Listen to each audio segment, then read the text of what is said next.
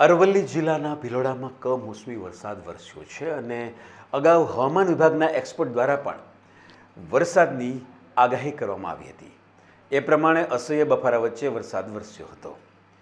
લીલછા, મઉ સહિતના ગ્રામ્ય પંથકોમાં આ વરસાદ વરસ્યો છે। છૂટાછવાયા કરા પણ વરસાદ સાથે પડ્યા હતા। કમોસમી વરસાદથી મકાઈ, બાજરી, મગફળી, જાળ સહિતના પાકોને નુકસાન થઈ શકે છે।